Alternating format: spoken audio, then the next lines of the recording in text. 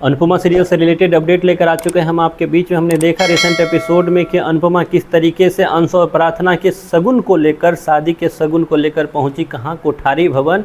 और कोठारी भवन पहुंचकर आप सबको एक बात तो ज़रूर याद आई होगी, वो है पिछला विजिट जो अनुपमा का हुआ था इस कोठारी भवन में। कैसे समय बदलता है, आज ठीक वही सदस्य सामने मौजूद है, ठीक वही घर है सामने, ठीक वही सदस्य आपके पास भी खड़े हैं लीलाबा और बापूजी के रूप में।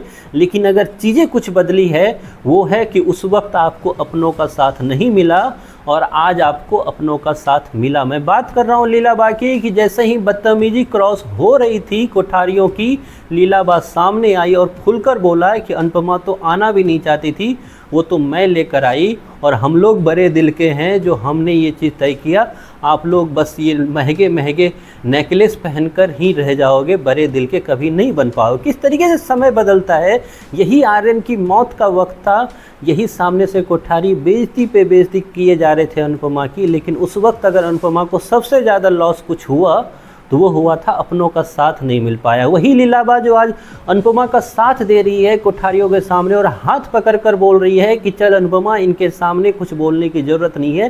काश लीलाबा ने यही चीज़ें उस वक्त अनुपमा के साथ की होती तो इतना कुछ जो पिछले 9 से 10 महीनों में जो मेकर्स ने आपको दिखाया है, जो जिल्लत सही अनुपमा ने, चाहे वो अहमदाबाद के रोड पे हो या फिर मुंबई के चौल में हो, वो नहीं होता। इसलिए कहते हैं कि अपनों का अगर साथ हो तो बड़ी से बड़ी मुसीबत भी जो है वो आपके पास आने से बगल से गुजर जाती है। लेकिन अपनों का साथ अगर ना हो तो किसी और की मुसीबत भी आपके सर पर तब तक पड़ी रहती है जब तक उसको आप पूरी तरह से हटा नहीं देते हो, या फिर अपनों का साथ अगर नहीं हो तो आप शायद कहीं पर ठीक ढंग से खड़े नहीं हो सकते। हालांकि कहने का कई सारे और भी मुद्दे हो सकते हैं कि इंसान अपनी लाइफ खुद बनाता है, लेकिन इस सीरियल ने, इस रिसेंट एपिसोड ने ये चीज़ बताया है कि आप कितने भी मजबूत बन जाओ लेकिन आपका पैर तभी मजबूत हो पाएगा जब आपके हाथ जो है ना कोई अपने पकड़ के रखेंगे।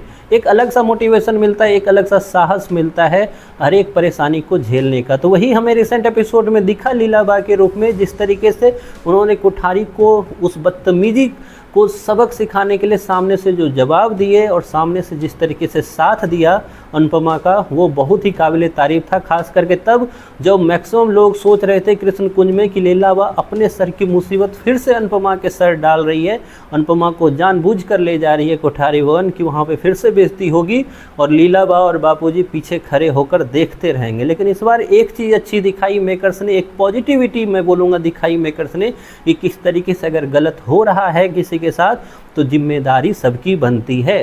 जिम्मेदारी लीलाबा की बनी कि उसने उनको लाया था अनुपमा को, इसलिए अनुपमा की जब बेइज्जती हुई तो लीलाबा सामने से आकर खुलकर बोली और खुलकर सबक सिखाने का भी काम किया। तो ये रिसेंट एपिसोड से एक सबक तो मिलता है, एक मैसेज तो आती है कि किस तरीके से लीलाबा को उस वक्त अनुपमा का साथ देना चाहिए था। लेकिन उस वक्त अगर कोठारी गलत थे तो साहब परिवार उससे भी कई ज़्यादा गलत थे, क्योंकि उसने अपने घर में उस बेटी को, उस बहू को घर से निकाल दिया और छोड़ दिया बाहर, जो शायद कहाँ जाएगी कहाँ नहीं जाएगी कुछ अता पता नहीं था। खैर रिसेंट एपिसोड से ये अपडेट्स दिखा और कुछ सोशल इशू समझ में आया तो सोचा आप लोगों के साथ शेयर करूँ। ये आप लोगों को कैसा लगा रिसेंट एपिसोड और लीलाबा का बिहेवियर कैसा लगा आपको रिसेंट एपिसोड को लेकर, बस आप उसको कैलकुलेट करो और लिखो कमेंट बॉक्स में कि आपको कैसा लग रहा है अनुपमा का ये शो और ख़ास करके लीलाबा का ये नया रूप।